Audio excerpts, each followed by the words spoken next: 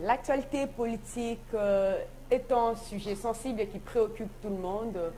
Nous allons en parler aujourd'hui, bien sûr, pour la RDC, avec M. Filémon, qui est un cadre de l'Union nationale pour le Congo, UNC en sigle, le parti politique de M. Vital Kamerhe, avec qui nous allons parler de faire quelques analyses politiques en tant que jeune. Bienvenue, M. Filémon. Bien, merci beaucoup, madame, pour m'avoir honoré et pour la première fois sur votre meilleur plateau. Oui. Je suis Dimba Filémon, jeune cadre de l'Union pour la nation congolaise. Oui. Donc l'UNC en sigle et aussi communicateur du parti. Voilà. Monsieur Filémon, nous allons vite passer au vif sujet d'aujourd'hui. Nous parlons de l'actualité politique en tant que jeune. Dites-nous, Monsieur Filémon, quel avenir qu'a la jeunesse congolaise en politique? Oui, madame, l'avenir qu'a la jeunesse congolaise dans la vie politique est que c'est d'abord son engagement. Son engagement, puisque quand nous voyons dans les domaines de la vie sociale, les jeunes sont en train de s'engager dans tout ce qui est vie, tout ce qui est domaine de la vie. Donc si je pourrais à des fois bien me faire comprendre, il y en a ceux qui se donnent dans les domaines religieux, il y en a ceux qui sont en politique, il y en a ceux qui évoluent dans l'entrepreneuriat, il y en a ceux qui évoluent dans la formation, et donc les formateurs. Donc il y a beaucoup de domaines comme ça que vous trouverez cette catégorie de la population qui est en tranche d'âge qu'on appelle les jeunes.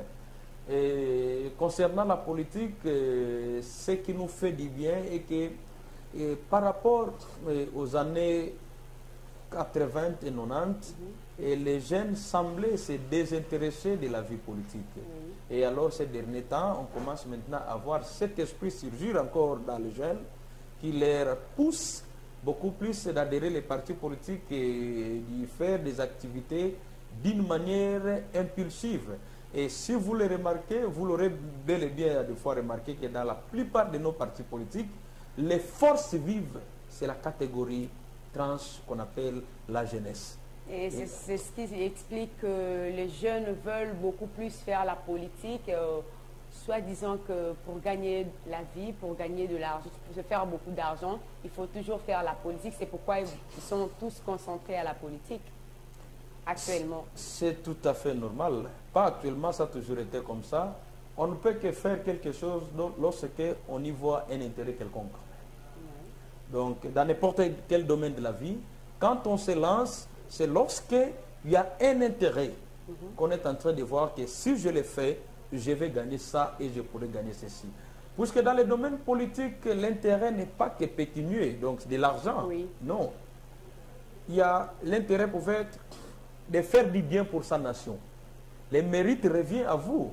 Quand on voit l'exemple de Jeanne d'Arc en France, il n'a pas combattu pour l'argent. Il a combattu pour l'honneur, pour sauver l'honneur de son pays, qui est la République française. Donc c'est de la même manière que vous l'aurez compris que même ici en RDC, il faut au moins s'en féliciter, vous et moi, nous sommes jeunes. Et jadis, c'était pour voir une journaliste jeune, c'était difficile. C'était que des mamans, des papas, excusez-moi les cas comme la RTNC, qui est restée comme ça, une chaîne de vieillards, pas pour insulter, mais pour voir que là-bas, il n'y a pas vraiment du tout un changement.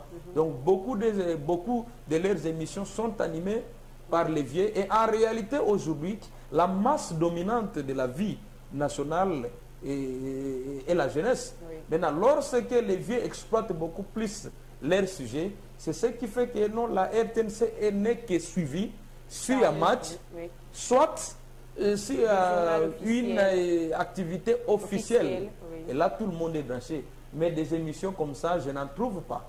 Je n'en trouve pas. Pourquoi? Puisque c'est vraiment, les jeunes se désintéressent de ce qui est comme émission. Puis c'est beaucoup plus, on parle de ce qui est vieux, Oui. de ce qui est... La jeunesse ne trouve pas son intérêt La jeunesse là-dessus. ne trouve pas du tout son intérêt. Oui. Mais quand on revient dans la politique active, vous voyez dans tous les partis politiques, il y a la présence massive des jeunes. Oui. Et ces jeunes-là, aujourd'hui, commencent aussi à occuper des postes de responsabilité. Là, on ne peut que s'en féliciter. Mais parlons des postes de responsabilité par rapport aux jeunes. Nous voyons beaucoup plus, c'est toujours les vieux qui occupent les postes importants comme ministre, premier ministre. Donc voilà, président de l'Assemblée nationale, président du Sénat. C'est beaucoup plus les vieux que les jeunes. Qu'est-ce qui explique? Dans ce conflit des générations, on ne peut pas vous laisser à des fois une voie libre. S'il faut se battre, la liberté s'arrache, madame. La liberté, ça ne se donne pas comme ça s'arrache. Oui. Et quand on veut quelque chose, il faut se battre pour en avoir. Aujourd'hui, nous avons des ministres jeunes.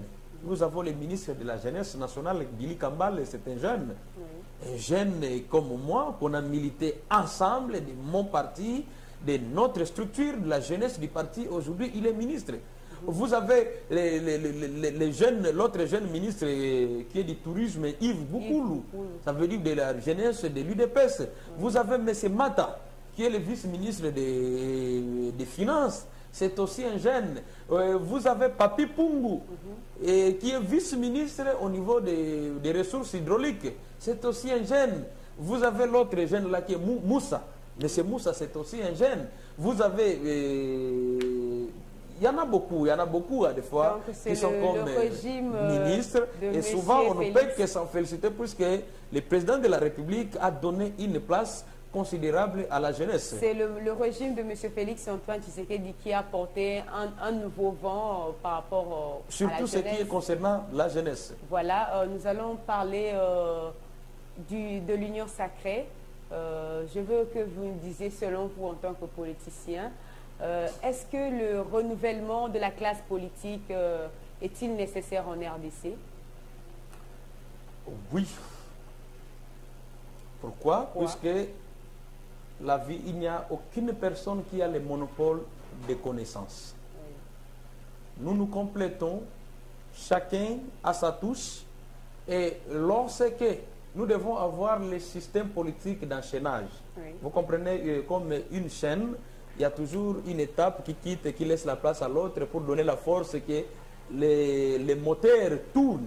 C'est cette force-là qu'on a besoin dans l'union sacrée, soit dans ce qu'on appelle renouvellement de la classe politique. On ne va pas aussi chasser tout le monde pour utiliser la politique de haute toi que je m'y mette. On ne va pas chasser tout le monde, on ne va pas refuser tout le monde, mais on va faire un très bon mélange. Ce mélange qui pourrait être homogène ou hétérogène, mais va permettre que la solution qui va se dégager de ces mélanges-là puisse être agréable. C'est ça le plus important. Qu'on peut prendre les anciennes figures, qu'on puisse à des fois mêler avec les nouveaux visages, donc qui vont apporter aussi du souffle et de l'innovation, pouvant permettre que la République trouve sa cause. Et vous êtes vraiment sûr que les anciennes personnes, on ne va plus le revoir? Non. Comment le nouveau gouvernement va sortir? Ce n'est pas ce que j'ai dit. Je n'ai pas dit qu'on ne verra pas les anciennes, soit les anciens visages. Oui. Mais c'est Mbosso, c'est un ancien visage. Mais nous l'avons accepté qu'il soit pour nous les tickets gagnants de l'union sacrée au niveau de l'Assemblée nationale. Et nous l'avons fait assister par un jeune. Puisque n'oubliez pas que M. Jean-Marc Aboun aussi est un jeune. Il n'a pas encore 40 ans. Okay. Donc c'est un jeune. Et alors, si nous disons ainsi, ce n'est pas qu'on puisse revoir encore les mêmes personnes qui ont dirigé pendant le temps de Mobutu, pendant le temps de Kabila Mouzé, pendant le temps de Kabila Joseph et pendant le temps des 2 ans, des 2 premières années de Félix Tshisekedi, qu'on devrait encore revoir tous ici. Non, non, non. Ce que nous ne pouvons qu'accepter, c'est de voir. Il y en a les uns qui pourront rester, ceux qui ont mérité, et ceux qui n'ont pas mérité pouvaient à des fois laisser la place à une autre génération. La génération pouvait être les jeunes, la génération pouvait être aussi d'autres personnes qui n'avaient pas travaillé avec eux, qui peuvent apporter un nouveau souffle. Puisque le plus important, vous savez, madame, nous devons tout faire en sorte que le chef de l'État est une bonne personne. Il a besoin que le peuple gagne. Pour lui, ce n'est pas d'abord ses intérêts à lui, puisqu'il n'en perdra jamais.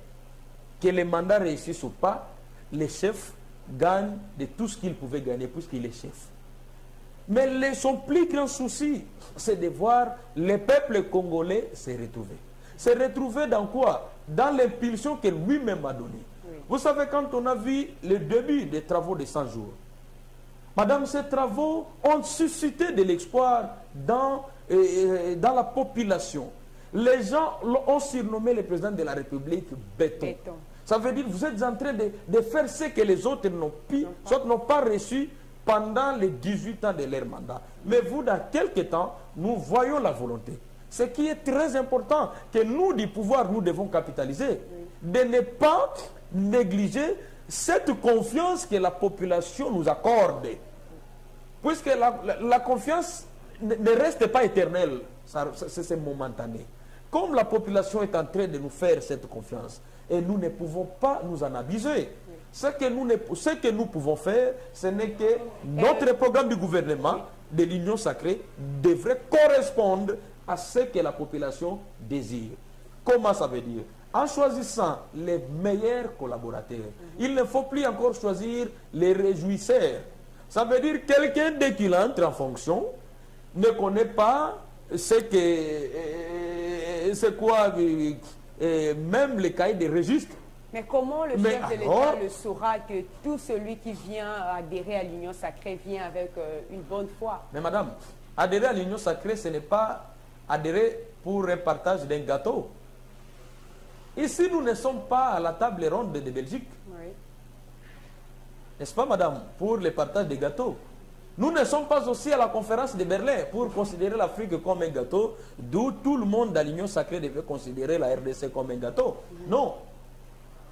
L'Union sacrée, ça veut dire vous laissez d'abord vos ambitions d'avoir beaucoup d'argent, mais vous vous dites, je peux donner d'abord ce temps pour mon peuple. Parce qu'ils en ont déjà beaucoup gagné aussi. Oui, oui, je donne d'abord mon temps pour mon peuple.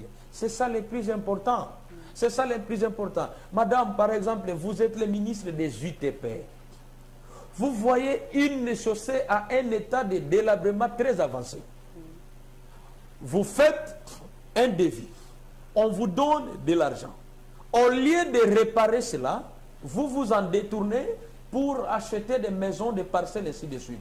Là, vraiment, vous êtes dans l'idéologie de l'Union sacrée. Là, vous êtes là pour soutenir la vision du chef.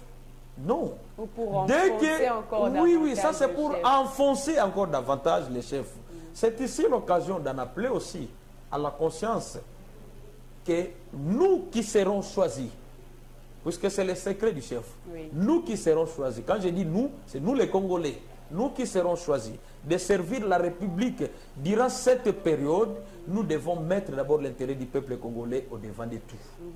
Nous devons savoir que si on est chef, puisqu'il y en a celle-là qui vous appelle chef, auquel vous devez les servir. Oui. Si vous vous servez, en réalité, vous n'êtes plus appelé chef.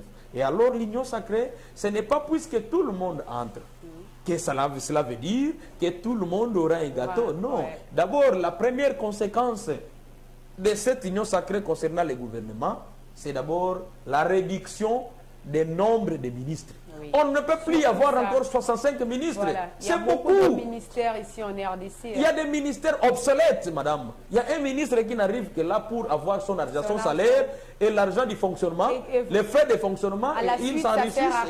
Et en réalité, le peuple n'en trouve rien de là. Et c'est ce que nous voulons qu'il y ait d'abord réduit. Même si les gens vont se dire, non, on n'a pas respecté les quotas, d'abord, voyons ce que nous pouvons faire. Et nos avantages peuvent venir après. Puisque si nous ne voyons que nos avantages à nous et les avantages du peuple, où est-ce que nous les mettons? Quelle est la place que nous donnons à cette population? Quelle est la place que nous donnons à ces peuples? Ces peuples qui nous font confiance, ces peuples qui nous élient, ces peuples qui nous appellent chef, ces peuples qui nous appellent honorables, ces peuples qui nous appellent excellence. Où est la place que nous les réservons?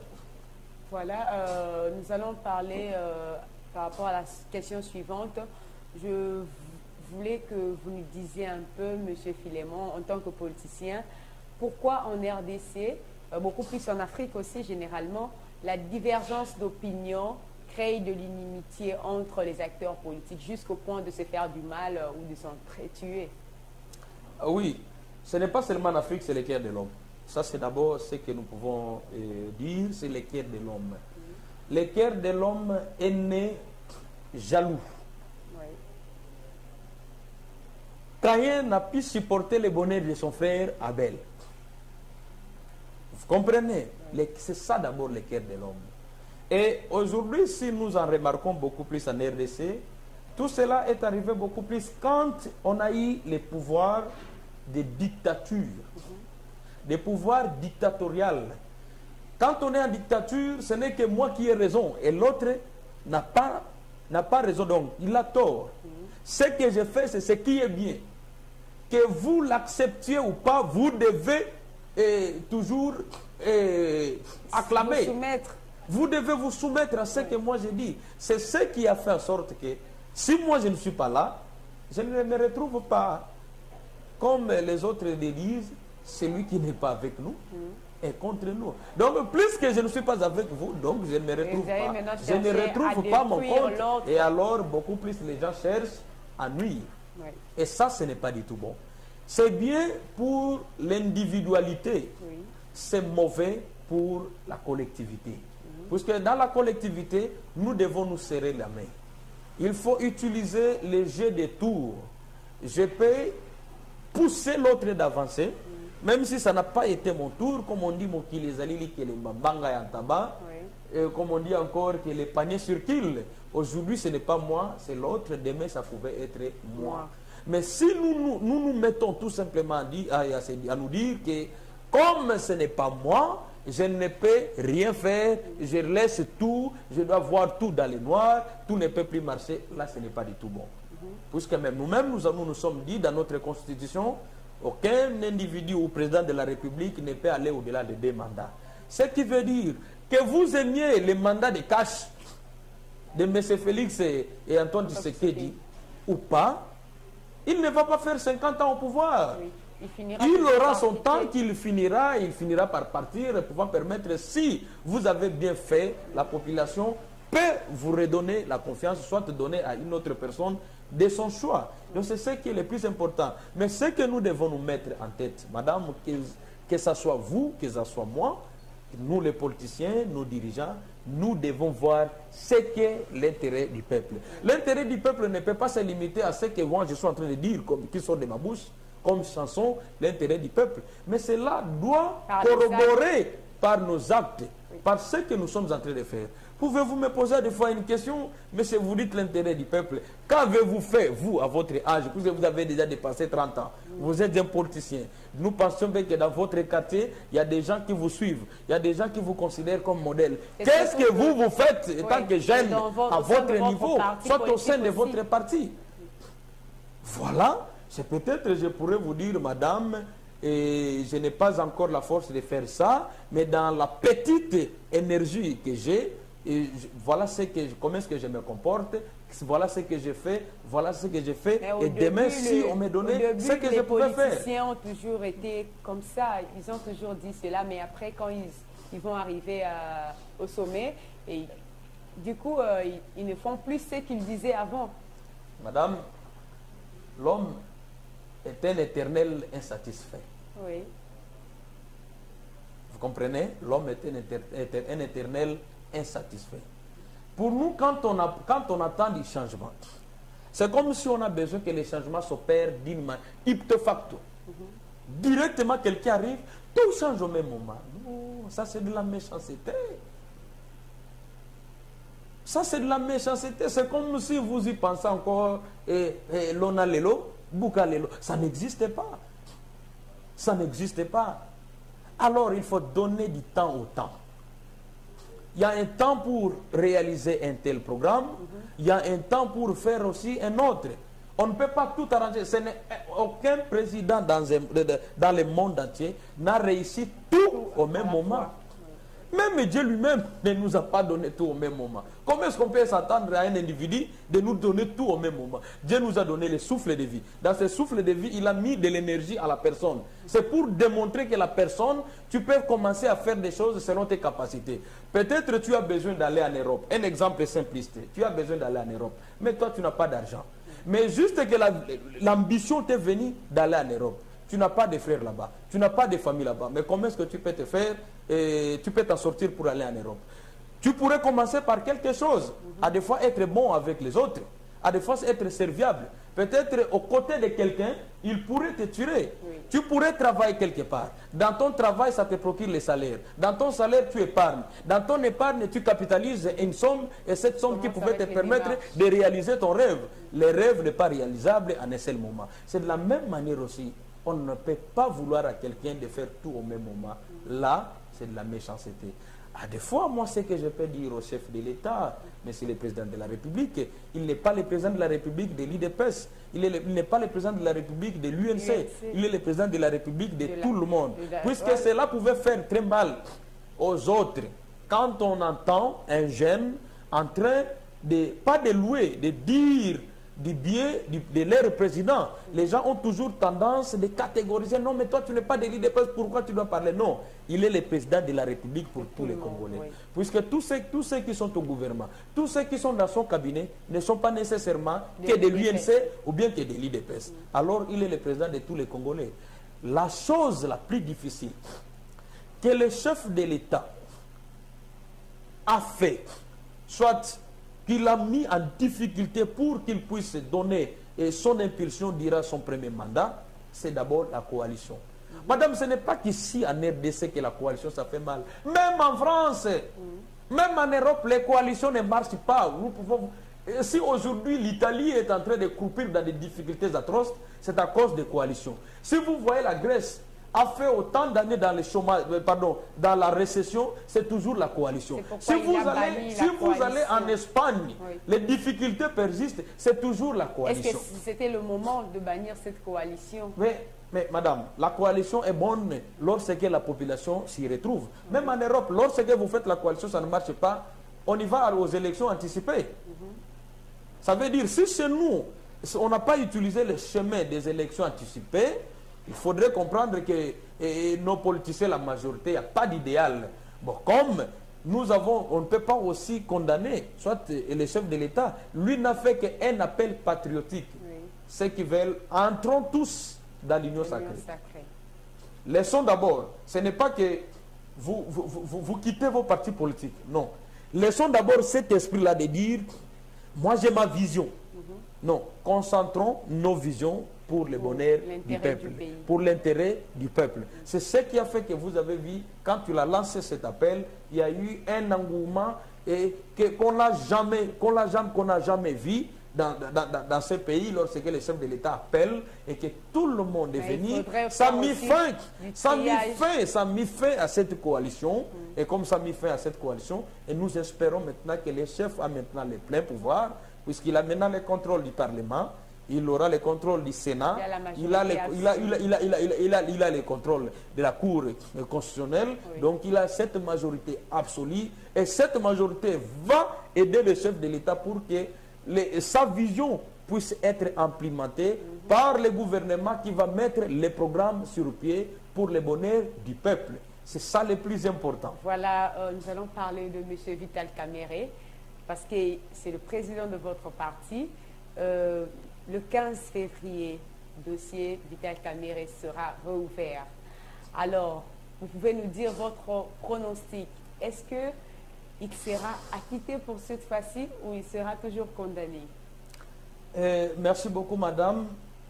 Le procès de notre boss, notre leader, le Mwalume, Vital Kamerhe, le pacificateur, s'ouvre de nouveau ce lundi, le 15 février 2021. 10 mois d'injustice, nous acceptons. 10 mois des insultes, des calomnies, on accepte. On accepte, mais ce qui est le plus important, c'est de voir ce qui va venir demain. Oui. Ce qui va venir demain, c'est la réparation de l'injustice. L'injustice qu'on a commise sur la personne de Vital Kamerhe.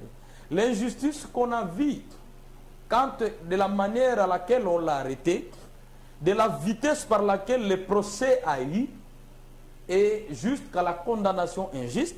Vous le savez, ce n'est pas pour rien qu'on a choisi que les programmes qu'on appelle des maisons préfabriquées, c'était pour lui rendre aussi un jugement préfabriqué. Et alors, c'est déjà passé. Maintenant, nous faisons confiance aux juges. Ce sont des humains comme nous.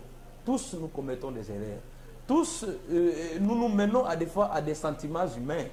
Mais nous y croyons qu'aujourd'hui, comme il n'y a plus encore de pression, comme hier, il y avait des pressions de gauche à droite, il y en a assez de nos amis du FCC qui se disaient, c'est nous qui avons instruit, donné ces instructions, pouvant permettre qu'il y ait de l'ouverture de ces procès dits de 100 jours, et auxquels on a un grand baoba en prison. Il y a de l'autre côté nos amis qui venaient aussi de confirmer, puisque nous appelons ça confirmation, que non, ce n'était pas un complot concocté par nous, mais ce sont nos amis de FCC qui l'ont fait, et tout cela c'était pour atteindre les chefs de l'État, puisque nul ne pouvait des fois l'ignorer, qu'après avoir condamné injustement l'honorable Vital Kamerhe, mais c'est Alexis Tambwe Mwamba avec Madame Janine Mabunda des Res Mémoire, puisqu'ils ne sont plus tous le président des parlements, des deux chambres du Parlement. Ils ont convoqué d'une manière, on ne sait même pas impulsive, un congrès. Dans ce congrès, il y avait une matière cachée qui cherchait à accuser le président de la République du détournement ou de délit d'initié. C'est ainsi qu'ils l'ont commencé par son directeur de cabinet. Puisque le directeur de cabinet, c'est la signature du chef de l'État. Tous nous connaissons ce complot. Que lorsque l'honorable Jean-Marc Abunda est passé sur les ondes pour dénoncer cela, qu'il y aurait un complot contre le chef de l'État dans ce congrès qui est convoqué. Voilà alors, nous savons, nous y croyons, qu'il y avait un grand complot contre notre chef. Mais alors aujourd'hui, la justice s'est saisie pour dire les bons droits, et nous y croyons que la justice va dire les bons droits, puisque la justice est aussi innocentée, ça veut dire acquitter les innocents. Nous y croyons que notre leader est un innocent, la justice va poursuivre son instruction pour acquitter notre leader. Et nous faisons confiance à notre justice. Elle est la nôtre. Nous n'en avons pas deux ou trois. Nous avons que cette justice qui va honorer, nous sommes tous Congolais, c'est cette justice qui va honorer notre nation. C'est cette justice qui va faire en sorte que la nation se développe, la nation puisse prendre de l'essor à cause de cette justice. Alors si la justice commençait à être inféodée, soit par la politique, soit par les tout-puissants, c'est comme si nous ne voulons pas notre pays. Et surtout que la personne de Vital Kamerhe. Il y a aussi des considérations que la justice prend, madame. Quand il y a une décision, la justice devrait aussi se saisir des opportunités que la personne, comment la personne se présente devant le peuple ou bien devant son pays. Vital Kamerhe n'a jamais touché les armes. Vital Kamerhe n'a jamais été un commerçant. Vital Kamerhe n'a jamais participé dans un complot contre la République. Le rapport Mamping est sorti, nulle part on a mentionné son nom. Et tous les Congolais qui le connaissent l'appellent pacificateur. Il a toujours milité pour la paix. Et alors, aujourd'hui, les considérer au même titre qu'un voleur lambda, aujourd'hui, les considérer au même titre que les criminels qui tuent nos paisibles populations sont libres de leurs mouvements et de tous leurs biens.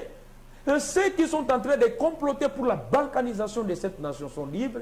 Et voir un pacificateur, c'est lui qui a fait même, qui a milité pour qu'il y ait même la présence de cette MONUSCO qui est ici, les voir traîner comme ça à la justice, ça fait parfois mal, mais nous n'avons rien à faire puisque nous devons respecter notre État. C'est l'État qui a de l'impérium et nous devons donner ce courage à nos juges de bien faire leur travail, de ne pas suivre à des fois des intimidations, de dire les bons droits, puisque en disant les bons droits, surtout avec les nouveaux éléments qui sont des dernières périodes, où après les procès, après la condamnation injuste, prouve à suffisance que l'homme est innocent. Et alors, nous y croyons à cette innocence que la justice dira c'est bon droit pour l'acquittement de notre boss et ça sera le bonheur pour le peuple congolais, puisqu'il a encore beaucoup à donner pour la République. Et pendant ce temps que votre président est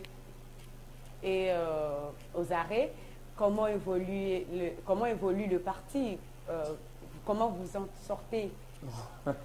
Madame, l'UNC, hein, l'UNC, c'est le meilleur des partis politiques en République démocratique du Congo, en termes d'abord d'efficacité et de discipline. Nous avons prouvé à la face du monde que l'UNC c'est un grand parti politique. Chez nous, ce n'est pas d'abord les individus qui priment, puisque si c'était que les individus qui primaient, avec l'arrestation de notre leader, les partis allaient se disloquer. Oui. Si c'était que les individus qui primaient dans notre parti, avec l'arrestation de notre boss, on allait tout entendre comme nous l'entendons. Ce sont des spectacles que nous avons beaucoup vécu. Lorsqu'un leader est incarcéré, est arrêté, les partis aussi disparaissent. Chacun sort son idéologie. Voilà. Mais pourtant, chez nous, à l'UNC, tout est intact. Nous avons nos ministres, nous avons nos cadres. Et surtout, que celui qui est en train de faire l'intérim du secrétaire général de CGM, Boji Sangara, c'est un bon enfant du leader. Ça veut dire que ce n'est pas un parvenu. C'est quelqu'un qui a vu naître les partis. Oui. C'est quelqu'un qui connaît les leaders. C'est quelqu'un, tout le temps que le parti a connu, bon comme mauvais moment, il était toujours là. C'est lui, lorsque le président a dit, faisons ceci, il est toujours là. Vous devez comprendre que même pendant la signature de l'accord de Nairobi, il était toujours là. Alors c'est quelqu'un qui connaît la jeunesse de ces partis, qui ne pouvait même pas s'hasarder pour permettre en sorte que les partis puissent trouver des difficultés. Et surtout, c'est un bon diplomate. C'est vraiment là, nos éloges vont au président national Vital Kamerhe, puisqu'il a fait un très bon choix. Quelqu'un qui n'est pas au pouvoir, il n'est pas mandataire, mais il a su gérer les partis avec toutes les difficultés internes. Pourquoi? Puisque c'est un bon élève, un bon disciple du maître, en qui le maître avait confiance, en qui le maître a fait confiance, puisqu'il sait bien que non, même à mon absence. C'est de cette manière qu'on reconnaît la puissance, la force des leaders. Voilà. C'est à son absence, comment est-ce que ses disciples se comportent. Voilà, nous nous comportons dans la discipline. Avec nous avons organisé, oui, nous avons organisé plus de 3 marches pacifiques à Kinshasa avec des foules innombrables qu'on ne pouvait pas, que les gens ne s'attendaient pas que l'UNC seul, puisque beaucoup organisent des marches en étant un tel avec ses alliés et comme ça, mais l'UNC était seul. L'UNC a prouvé à la face du monde. Dans nos marches, il n'y avait pas d'insultes. Il n'y avait pas de provocation, il n'y avait pas de tuerie, il n'y avait pas de dérapage.